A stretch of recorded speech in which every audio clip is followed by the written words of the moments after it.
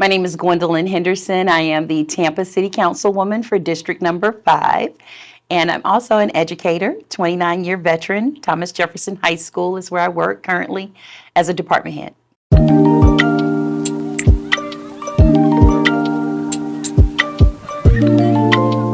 I'm a political newcomer, so I would say part of it is I am ambitious.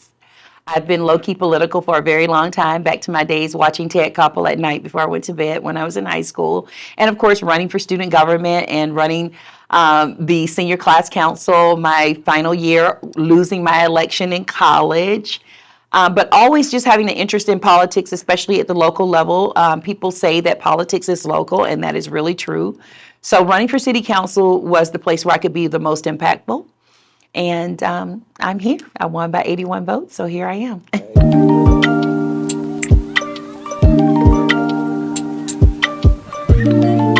Absolutely. You know what? It was a favorite teacher. We're now very good friends and sorority sisters.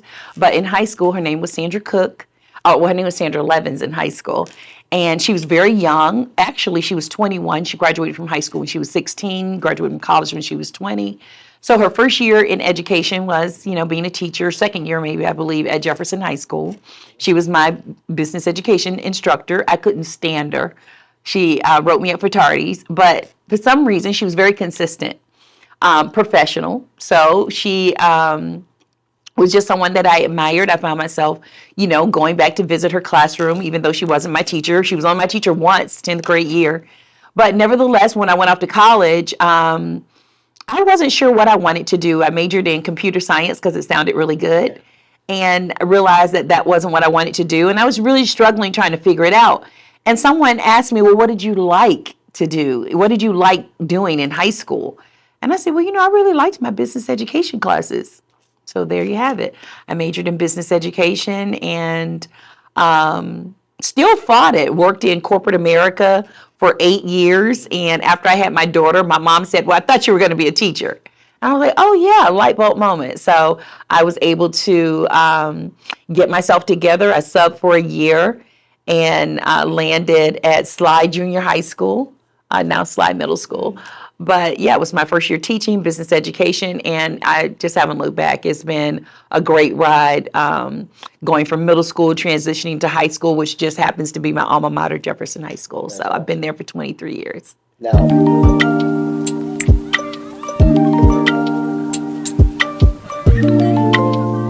No, I'm actually not. I do remember Tampa Bay Academy of Hope being somewhat within my circle of knowledge. That's why I said, was he a football player? I do remember that. My little research of knowing that it helps, people immerse themselves back into society is, hey, is a good thing. So I'm glad to be here to talk about it.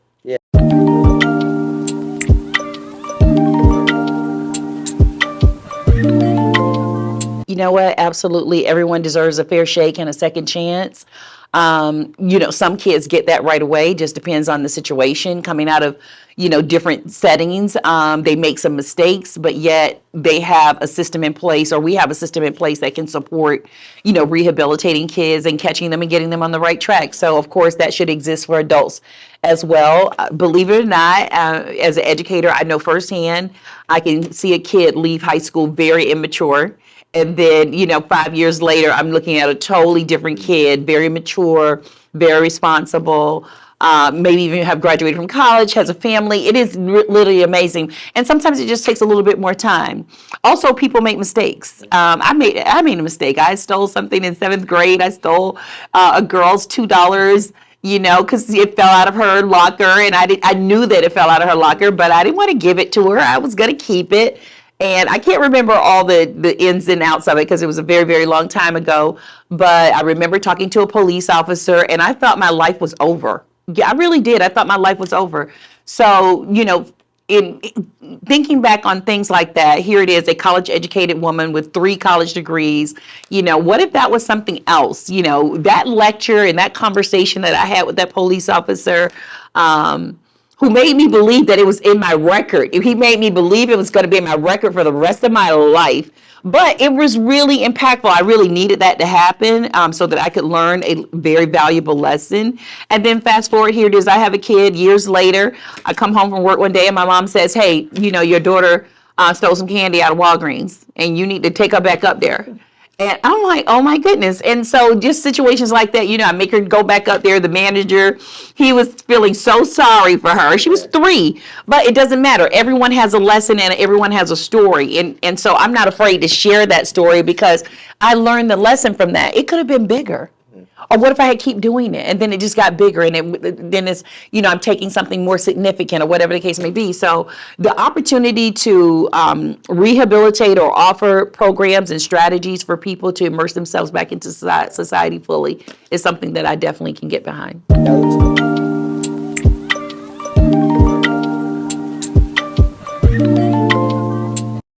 I could go in many different directions, but generally I would say yes, absolutely. Institutions like the academic setting of education, we need help. We can't do everything. And so outside expertise and mentoring is important, especially if they are coming from households that may not be able to provide the mentoring or the adult figure. Maybe their parent, their primary caregiver has a couple of jobs and has a very small window of time to spend with their children. That definitely is something that's realistic. And so a mentorship is important to put positive people in front of, youth who value quality of not only education, but quality of experiences. And so mentoring can be the most valuable course because it's a one-on-one situation or maybe in group settings where it's very valuable information. And if there's a trust factor there, it provides an opportunity for kids to maybe share some things that they may not share with their teachers or maybe something where they need some support in a area or topic that is not subject related, because that's also important, yes. Especially for girls. I, as an educator, I find myself, even though there's times I try to push back from it, but I'm always mentoring outside of the classroom. I have 3 student organizations probably because of it, but it's really important because the people that you put in front of your kids, they need to see us beyond just the textbooks and the assignments. They need adults who are going to listen to them and offer them a level of support that they may not get under normal circumstances. And also, Grayson, I know you know this, there's just things that kids don't tell their parents. It may not be just because they're trying to keep a secret. It's just like, no, you're just not the person I want to talk to about it. And that I know that was my experience. There were things I didn't discuss boys with my mom. Whenever I discussed those with my girlfriends, but my girlfriends may not have had the best advice. And so, kids find themselves in precarious situations. And so mentoring is important because mentoring also is prevention.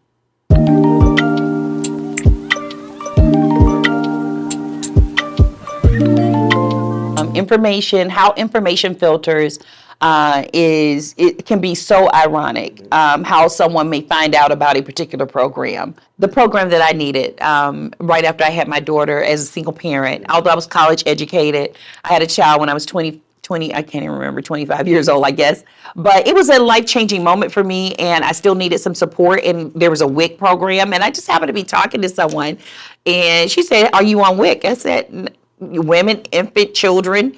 And I'm like, oh, no, I'm not on WIC. And she was like, yeah, you can get WIC for you and your kid, And so that extra help of, some milk and cheese and eggs or whatever it was very, at a time when I really needed it, until I can get on my feet again and find my bearings on what I wanted to do with myself after having, deciding to have a child. So how people find out about information is extremely can be unusual, but it also can be very organized in a sense that, how we spread words on social media, how we develop public service announcements. There's that normal social media aspect of it, but it's also one of the things that we can do is there are so many community service organizations like mine. I'm a member of a international public service sorority, and we are very active in the Tampa Bay community. So one of the things that I could recommend is saying, hey, all the service organizations in the city of Tampa, we need to send them this information to say, hey, this is what we do, and this is the service that we provide, and your organizations need to know about that, because if it's not something that you're willing to tackle from a mentoring standpoint as a volunteer, you know how to share that information with the people that you may run into. For example, we support girls. We have a girls program. And so our girls program, there may be a household where a parent is, entering back into society. And, that information could be shared with that girls organization to say, hey, we have this. If you have a family member or a friend, or if it's someone that you know that needs some type of support, this is something that we know about, and here's this information. So how things are filtered, it's just like saying, hey, who cut your hair? Yeah. Who cut your hair? Your barber did a good job, give me his name. It could be as easy as that, or very intentional when it comes to sharing information, whether it's through public service announcements or, finding or gathering that information and sharing it with other organizations who provide some level of community service. I guess I'll sum it up with this, because I don't have any brevity. I can just talk. No, social responsibility is all about responsibility. We have, and even our corporate sponsors, corporate consciousness is really important. The companies that we work for, that are housed here in the Tampa Bay area, or our community service organizations, everyone plays a role, because it makes our society better. It's really difficult to be thriving, and for me to be thriving and then see a population that is not thriving, and turn a blind eye to that. We have to be able to give back, and many of us do that. But I think the challenge may be that there are, people that don't know how to be of service to someone who may have come out of a situation. It may be something. What were they in for? Was it petty? Was it a small crime? Was it a big crime? It just depends on. It could be dependent upon that too as well. The level of crime that they committed.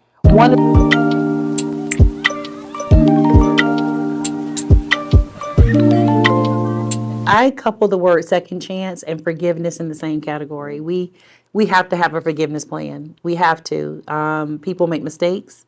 And so the opportunity to make amends for that by being a productive citizen is what we should all want. We want people that can immerse themselves back into society and contribute to our society in a positive manner.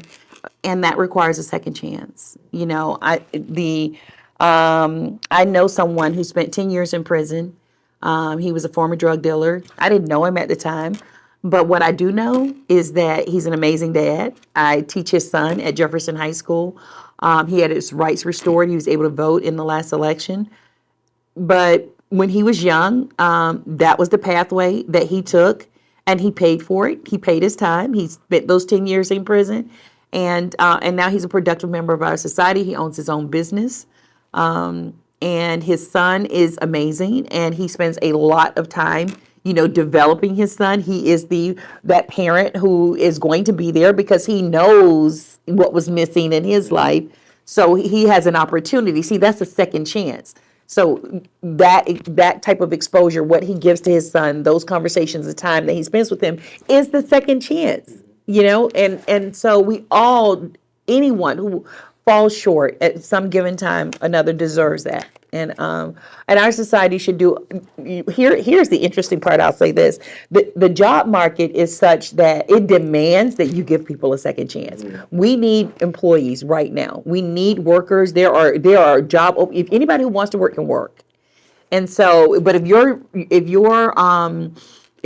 opportunities are confined and you are not open to giving someone an opportunity who may have had a record, then that job is going to stay open. But yet you have this person who could give a shot if you're willing to give a second chance. So even employers should be a part of the second chance opportunities. If it's the right fit and this person has the skill sets that you're looking for, even corporate America can benefit from giving people second chances. Yeah. Our society has to be just as forgiving, when it comes to giving people an opportunity to make the amends by saying, you know what, I'm going to give you the second chance.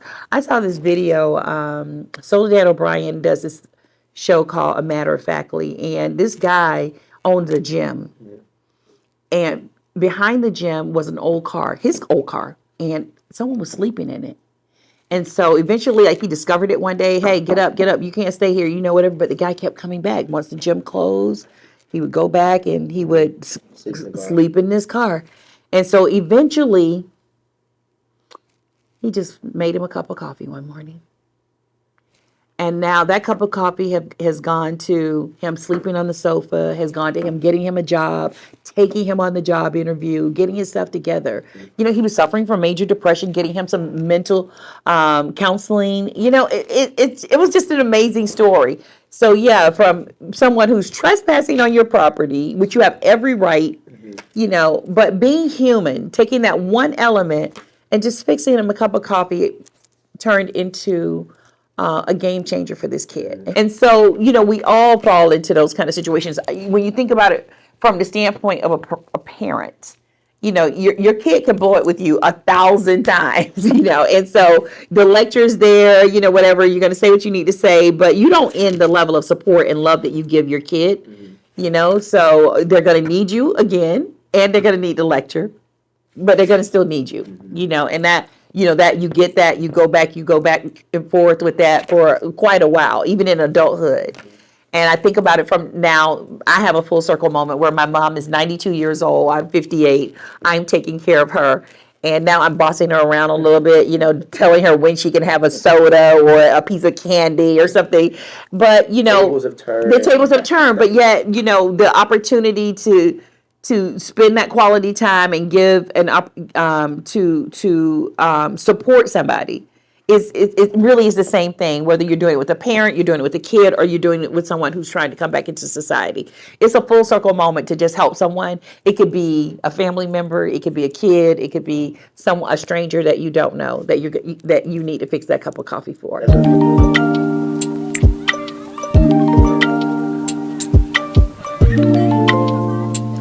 I think the first is committing to maybe a level of policy, and maybe Academy of Hope does this, is, hey, first, no judgment. This is what we're here for. This is the support that we can provide. We want to help you, and we want you to be ready for it. Even if there's hesitation there, we want you to try. That's what we're here for. So you outline what it is that you're wanting to do for someone, and, you got to let them decide. But feeling comfortable about moving into a direction to receive help can be very difficult. And I can see it being very difficult for men. That's what I was thinking. Yeah, I can see it being very difficult for men. And I can't speak, as a man, but I can speak from the standpoint of, watching a dad who lost a job and, not necessarily too prideful to get the help, but yet, hey, we still need food. What are you going to do? So I think that would be, the mindset of people who are on this side of it like us, is to go into it with no judgment and to be sincere about, hey, we're just here to help, and we want to offer you that help, and extend a hand, extend a cup of coffee or whatever it is, and start from there. And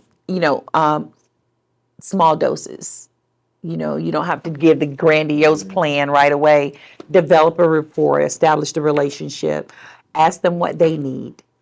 What can I do for you that's going to be helpful to you in this process as you transition it back into society? And it may be something very small, or it may be something very big. Hey, I need a job, or, I need a place to stay. It could be so many different things, so I'm glad Academy of Hope is here to provide that support. Everything does just require that one foot in front of the other, and being very methodical and believing in yourself. And people who need us, who need that extended hand and support, we don't have to, we can try to find our own story within their story. Although, no, we didn't go to prison, or we're not, trying to come back into society, but there is something about our own individual stories of sacrifice and effort that can be relatable to even a person, who needs a second chance. So thank you for having me. I am so excited to learn more about the Academy of Hope, and hopefully your impact will be in our community. So kudos to Academy of Hope. Thanks for having me. Thank you so much.